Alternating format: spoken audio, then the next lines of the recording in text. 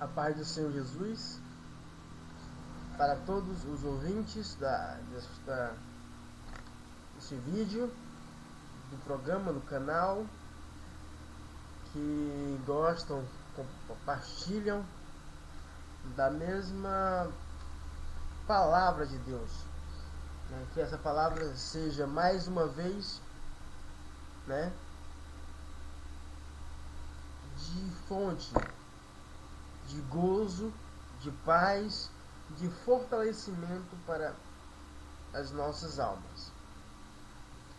Em Éfesos 6:10 fala sobre as armaduras de Deus, e é o texto base para a mensagem de hoje. Que cada um de nós que participamos deste corpo, do mesmo alicerce, tenhamos firme a nossa confissão a Deus, né? Temos firme a nossa confissão, para que no dia do juízo venhamos a ser achados justos. E quero desde já, começar a ler esse texto. Versículo 10 de Éfesos 6. Quanto aos mais, sede fortalecidos no Senhor e na força do seu poder. Revesti-vos de toda a armadura de Deus, para que podeis ficar firmes contra as ciladas do diabo. Porque a nossa luta não é contra o sangue e a carne, e sim contra os principados e potestades, contra os dominadores deste mundo tenebroso, contra as forças espirituais do mal nas regiões celestes. Portanto, tomai toda a armadura de Deus, para que possais resistir no dia mau, e depois de terdes vencido tudo, permanecer inabalável. Estais, pois, firmes, cingidos cingido-vos com a verdade, e vestido-vos da couraça da justiça. Calçai os pés com a pregação do Evangelho. Embrançai sempre o escudo da fé, com o qual podereis apagar todos os dardos inflamados do maligno. Tomai também o capacete da salvação e a espada do Espírito, que é a palavra de Deus, com toda a oração de súplica, orando em todo o tempo no Espírito, e para isso vigiando com toda perseverança e súplica por todos os santos e também por mim, para que me seja dada no abrir da minha boca a palavra, para que com intrepidez fazer conhecido o mistério do Evangelho, pelo qual sou embaixador em cadeias, para que em Cristo eu seja ousado para falar como me cumpre fazer. Apóstolo Paulo, grande evangelista, profeta, mestre, nos diz algo muito importante e que poucas as pessoas põem em prática. Fala que nossa luta não é contra carne e nem sangue, porém muitos nos nossos dias têm as rixas e rivalidades uns contra os outros. E fala que também precisamos ser fortalecidos no Senhor e na força do seu poder. Fortalecido no Senhor e na força do seu poder. O que podemos tirar desse pequeno trecho? Fortalecidos do Senhor fortalecidos da palavra dele. Porque o que nos dá força é a palavra dele. Jesus disse: nem só de pão viverá o homem, mas de toda a palavra que sair da boca de Deus. Então, creio que seja no mesmo sentido. E na força do seu poder. Jesus disse: errai, não conhecendo as Escrituras e nem o poder de Deus. Percebemos que este mesmo texto refere-se às duas coisas, conhecimento e graça. Quando somos revestidos de conhecimento e de poder de Deus, as dificuldades do dia a dia, elas não vão nos sucumbir, não vão nos abalar, não vão nos deter, porque em nós está o que é mais forte, está o Todo-Poderoso. E diz: revesti-vos de toda a armadura de Deus para que podeis ficar firme contra as ciladas do diabo. Tem uma passagem que fala para ser firme no dia mau, né? Acho que seja o mesmo capítulo, só que em outra tradução. Para suportar, para ser forte no dia mau. O que é ser forte no dia mau? O dia mau é o dia de tribulação. O dia mau é o dia de luta. O dia mau é o dia que você não tem nada para comer em casa. O dia mau é onde todos se levantam contra você. O dia mau é este. E para que possamos ser fortes e vencer a essas dificuldades, precisamos estar arraigados com o Evangelho, a palavra de Deus.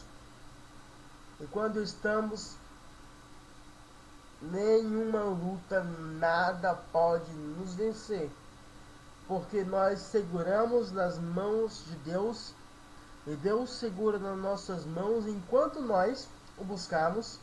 Ele está presente, porque a palavra de Deus, ela é verdadeira. Deus só pode e Deus só vem quando o buscamos, né? Deus estará com você enquanto vocês estiverem com Ele. Está escrito no Velho Testamento. Se nós permanecemos com Ele, Ele permanecerá conosco. Se nós obedecemos a Ele, todas as promessas estão sobre nós. Muitos dos cristãos, infelizmente, acreditam-se com todo o direito de bênçãos, direito que, observando as Escrituras, não vemos. As palavras de Deus, as promessas feitas, são para os cumpridores dessa palavra e não para os leitores. Ah, mas eu conheço que eu vou herdar a terra. Você só vai herdar a terra se andar como o crente Abraão, temendo a Deus, obedecendo, dando aquilo que é mais precioso para Deus, né? Vivendo como Ele. Sair da tua terra, do meio da tua parentela, para uma terra que eu te mostrarei. Confiança e convicção. Se você tem estas qualidades de Abraão, você herdará a terra. Se você permanecer na palavra de Deus, Deus permanecerá em você. Porque o compromisso de Deus é unicamente com a sua palavra. Deus não tem compromisso comigo, não tem compromisso com ninguém. O compromisso dele é com sua palavra. E se as suas palavras estiverem nos nossos corações e nós estivermos em Deus, tudo que ele disse será nosso. Jesus disse: Se minhas palavras estiveres em vós, e vós estiveres em mim, pedirei tudo quanto quiserdes e vos será feito. Tudo. Ele não colocou nenhuma barreira. Ele falou tudo. Mas para que tudo isto venha a se tornar real, precisa se colocar a palavra de Deus em prática. Em prática, não é ler. Que primeiro tem que ter o conhecimento, porque está escrito: o meu povo está destruído, está sendo destruído por faltar conhecimento. Primeiro se precisa conhecer as Escrituras, depois conhecer o poder de Deus, porque também está dito que errai não conhecendo as Escrituras e nem o poder de Deus. Precisamos conhecer as Escrituras e o poder de Deus, porque muitos conhecem as Escrituras, mas não sabem o tamanho do poder de Deus, então erram. E outros têm tanta unção na vida que acham que o conhecimento para eles já não é tão suficiente, acham que já são donos da verdade e acabam cometendo os mesmos erros. E então, o que observamos? Prestamos atenção neste texto. Deus, ele cumpre tudo em nós quando temos as suas palavras. E a primeira coisa que precisamos entender é estar em Deus. No capítulo 3 diz assim, portanto, tomai toda a armadura de Deus, para que possais resistir no dia mau. Pronto, no dia mau. E depois, para que possais resistir no dia mau. E depois de teres vencido tudo, permanecer inabalável. Interessante isso, porque muitos acham-se que venceu as batalhas e caem no mundo, caem no engano. Quando você evita a batalha, você não venceu. Mesmo que no seu subconsciente ache que tenha vencido, mas você não venceu. Você só consegue vencer uma batalha quando você vai contra ela, face a face contra ela. Se você não a enfrentar, porque todo crente é uma ameaça ao inferno. E se você não é uma ameaça ao inferno, você é um crente descrente. Porque Cristo disse que o inferno não prevalecerá contra a igreja de Deus. Então você é uma ameaça. Mas precisa-se ser forte. Quando vencer alguma dificuldade enfrentando, você continuará perseverando. Quando você cai é porque você não venceu. Quando você acha que ganhou, também não venceu. Porque você só consegue vencer uma batalha quando você enfrenta. Quando você desvia dela, mesmo que você ache que tenha conseguido alguma coisa, nada conseguiu. Infelizmente. Você não conseguiu absolutamente nada. Para que possamos conseguir alguma coisa, precisamos cumprir essa palavra. Estais, pois, firmes, cingidos-vos com a verdade, e vestido-vos da couraça da justiça. Estais, pois, firmes, cingidos com a verdade. Não devemos estar cingidos com engano, com erro. Mas eu posso até fazer uma pergunta. O que é verdade, o que é mentira hoje com esse misticismo religioso, né? Pode dizer assim, com todo tipo de crenças e todo tipo de dogmas nas igrejas. O que é verdadeiro, o que é falso? A palavra de Deus ela é verdadeira. E se você creu no Senhor Jesus, foi batizado, será salvo. E o apóstolo João, e no Velho Testamento, e todos os apóstolos falam: a porção que está sobre você vos guiará em toda a verdade. Mas para que o Espírito Santo te possa guiar em toda a verdade, precisa-se: conhecereis a verdade e a verdade vos libertará. Primeiro se precisa do conhecimento, porque eu vou chegar lá para que os irmãos possam entender porque você precisa do conhecimento, para que possa alcançar a plenitude do entendimento. Deixa eu pular. Tomai também o capacete da salvação e a espada do Espírito, que é a palavra de Deus. A espada do Espírito é a palavra de Deus. Pensamos e entendemos. Se a palavra de Deus é a espada do Espírito, como o Espírito luta em nossas vidas? Raciocínio lógico, compreendemos e entendemos que é só por meio da palavra. O Espírito, ele luta em nossas vidas, batalha em nossas vidas e a favor de nós, quando as suas palavras estão em nós, né? Temos que entender que o Espírito é infundido em nós pela palavra, e a palavra é a espada do Espírito. Precisamos entender que para que Deus possa lutar a favor de nós, lutar em nossas vidas, precisamos estar com suas palavras em nossas vidas. Então nada, absolutamente nada nos irá nos abalar, porque somos mais do que vencedores por aquele que nos amou. Ou seja, aquele que nos amou, o Deus Jeová, que veio em carne, morreu na cruz, nos deu a salvação, ele amou de tal maneira que deu o seu Filho unigênito para todos os que crerem naquele sacrifício sejam salvos.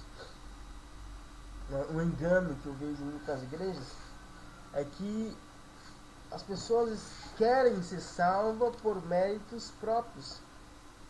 Não é assim. Você deve fazer o que é bom para ser salvo. De jeito nenhum.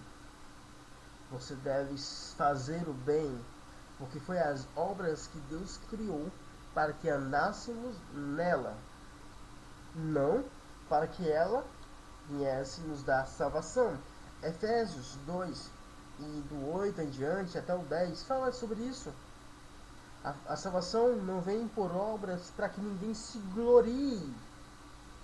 E lá em Romanos fala que se Abraão se gloriar nas suas obras, podia se gloriar diante dos homens, porém diante de Deus jamais, né? Jamais diante de Deus. Então compreendemos que diante de Deus nenhuma carne deve se ter o olho altivo, nenhuma carne deve ser exaltada, deve ser humilhada, deve ser baixar o máximo, seguindo o exemplo e as pegadas de Jesus Cristo, o autor e consumador. Não sei se as pessoas já meditaram sobre isso. Você que está ouvindo, ele é o autor e consumador da fé. Observa, a Bíblia fala que Abraão é o pai da fé, mas fala que a fé foi criada por Jesus Cristo e ela foi consumada por Jesus Cristo, né? Então vemos que Jesus é o Jeová, porque quem criou, quem fez todas as coisas foi o Deus Jeová.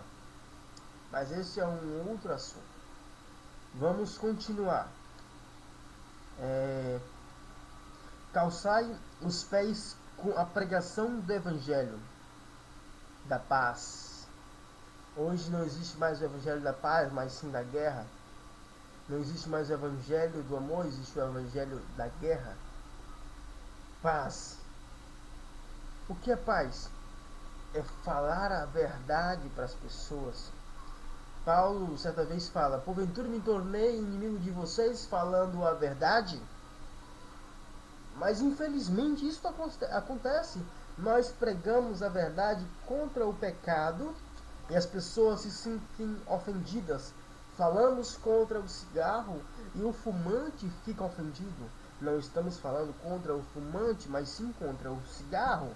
Mas a pessoa está intimamente ligado umas às outras pelo vício, pelo diabo. E não conseguem ter a noção de divisão de que a pessoa é uma coisa e o cigarro é outra. Isso é só apenas um exemplo, porque isso acontece em diversas coisas. Nós pregamos contra o pecado que há nas igrejas, né? E as pessoas se sentem ofendidas. Mas não estamos falando contra as pessoas em si, porque quem tem fé tem em si mesmo diante de Deus. Mas contra aquilo que pode causar escândalo, né? Contra aquilo que pode causar o desvio da verdade. Então, contra isso pregamos, contra isso ministramos, contra o que é errado, né? Então, a gente deve calçar os pés com o evangelho da paz, a paz do Senhor Jesus Cristo, né? E qual é a paz do Senhor Jesus Cristo? Não é a paz do mundo, né? Jesus disse que a paz dele não é a paz do mundo. Não a paz do mundo, né? A paz é completamente diferente. Minha paz eu vos dou, não vos dou como o mundo a dá. A paz do Senhor Jesus Cristo é totalmente diferente. Ela move todo o nosso ser. A paz de Jesus Cristo. A paz de Jesus Cristo é que mesmo nós estamos na dificuldade, lá no fundo do poço, estamos seguros. E ainda que passamos pelo vale da sombra da morte, o Senhor está conosco, né? A paz é uma segurança infinitamente grande. A paz do Senhor Jesus Cristo.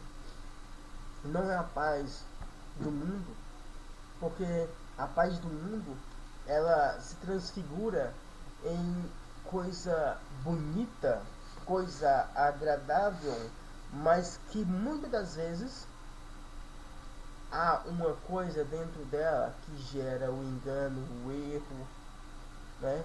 É tipo a liberdade. Vejamos, muitos pegam uma parte da Bíblia que fala que nós somos salvos pela graça e diz, não, podemos pecar porque somos salvos pela graça. Então, não precisamos, né? Nós podemos fazer tudo o que quisermos, porque as obras não salvam ninguém. De fato, as obras não salvam ninguém. Mas também nós estamos mortos para o pecado.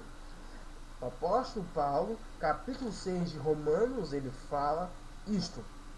Nós estamos mortos no pecado, como ainda viveremos nele? Nós somos salvos pela graça absoluta. Não seremos salvos por obras. Está correto. Mas podemos pecar? De forma nenhuma. Porque Paulo disse, aqueles que andam em espírito não cumprem os desejos da carne.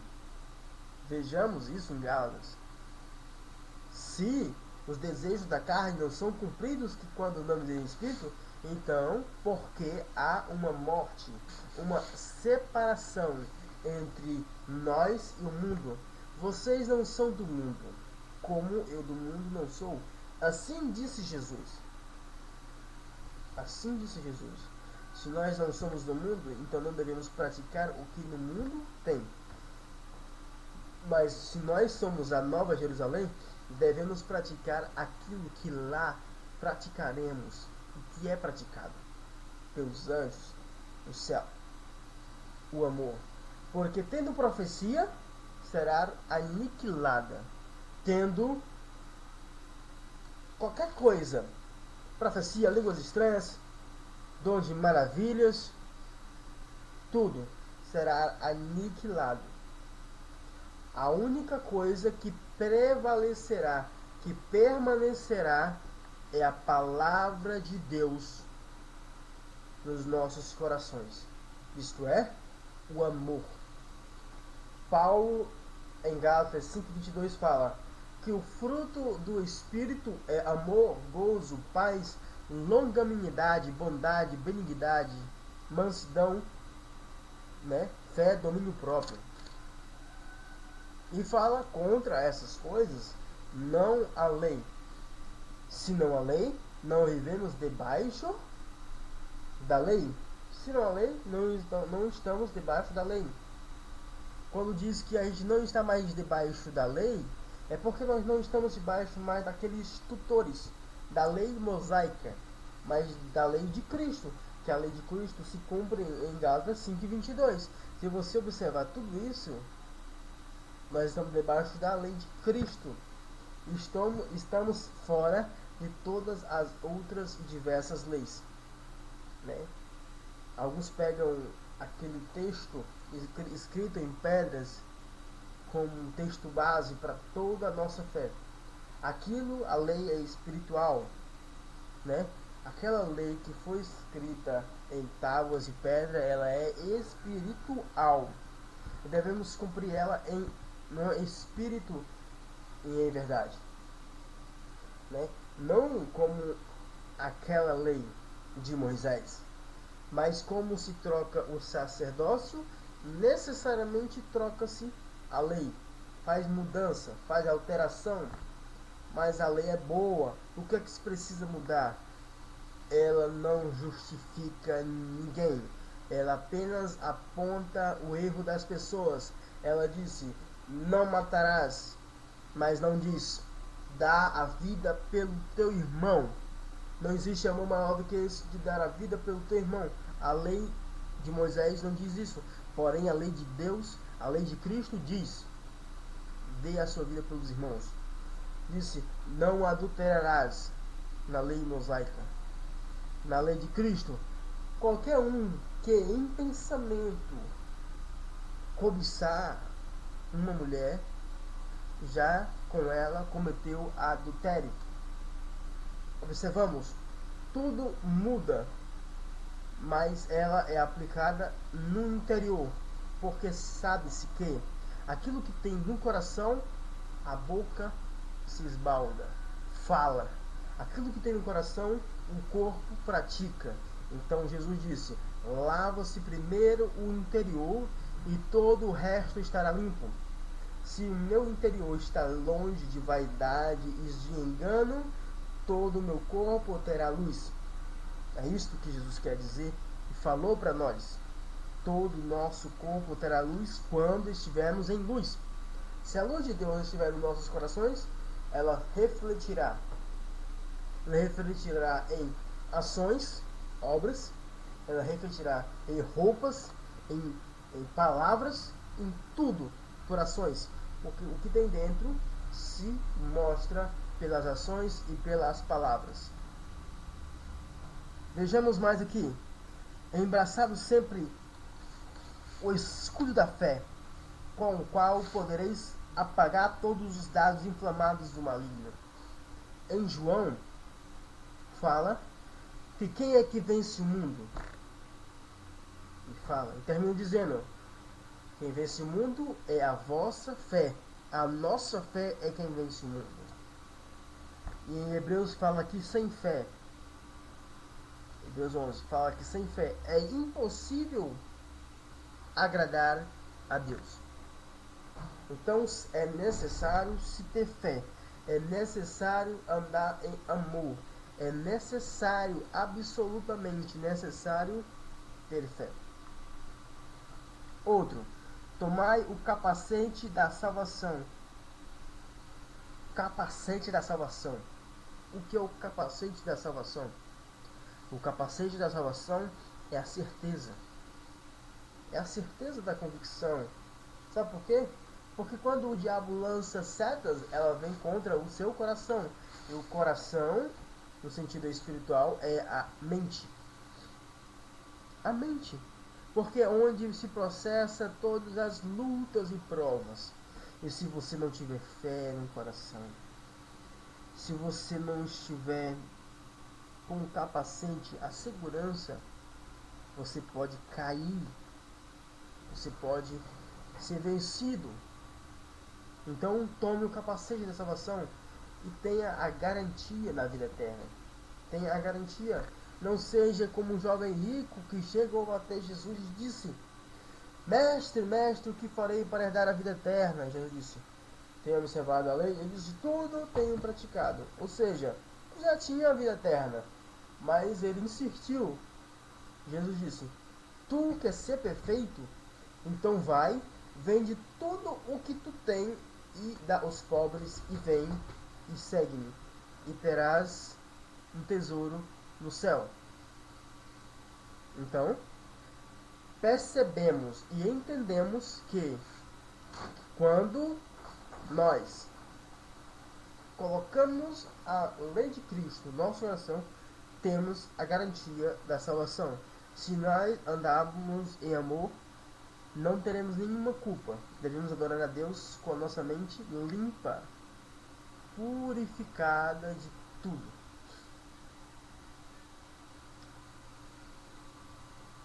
Vamos ver o 18. Com toda oração e súplica, orando em todo tempo no Espírito, e para isso vigiando com toda a perseverança e súplica por todos os santos. Oração e súplica. Orando e vigiando no Espírito, para que e orando pelos santos, né? Por todos os santos. Devemos sempre orar. Isso vem para a parte sacerdotal.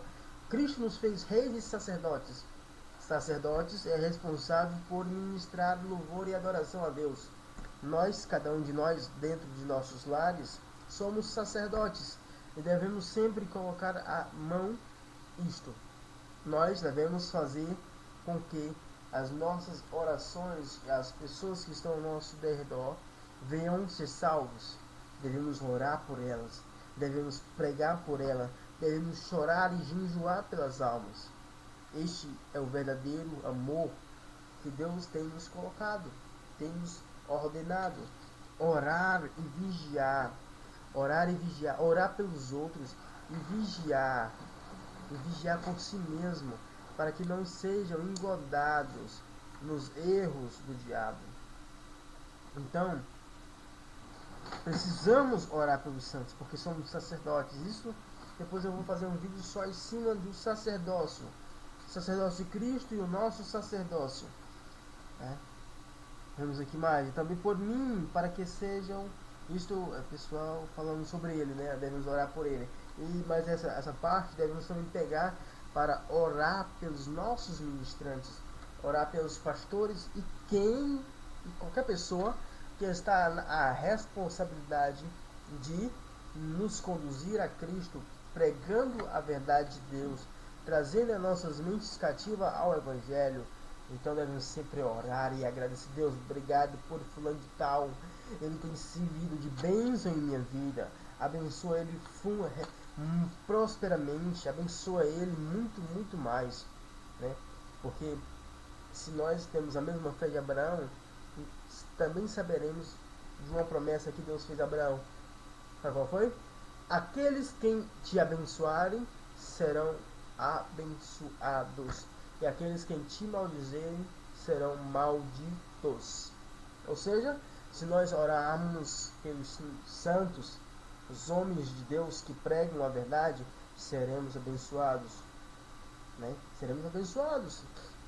É por isso que o apóstolo Paulo cita o salmo que devemos orar pela paz de Israel, porque Deus ordena bênção àqueles que fazem assim, oram pela paz de Israel, porque é o povo de Deus. Devemos orar para que aquele povo venha conhecer o Evangelho, a paz venha entrar no coração dele, ele venha servir o Evangelho, crer em Jesus Cristo. Devemos sempre pregar, orar muito, muito pela paz de Israel. Toda oração, se possível for, ore pela paz de Israel, porque, como disse o apóstolo Paulo, serão abençoados. Como disse o salmista, serão abençoados. Todos os dois, inspirados pelo Espírito Santo, falam que se orarmos pelo povo de Israel, seremos abençoados. Amém? E essa é a mensagem que eu queria passar para os irmãos. As armaduras de Deus. Se nós estivermos com ela no nosso coração, pode ter toda a certeza. Somos mais do que vitoriosos pelo aquele que nos amou Jesus Cristo. Nós agradecemos pela sua audiência, né? Pela sua presença, pelo seu tempo que o irmão, a irmã tem tomado para ouvir este vídeo. Que as suas vidas sejam abençoadas, enriquecidas em todo o amor de Deus, em toda a plenitude do conhecimento, em toda a verdade, e que qualquer passo que tome, o Senhor Jesus esteja na sua frente. Amém? A paz do Senhor Jesus para todos e até outro vídeo. Amém. Paz do Senhor Jesus.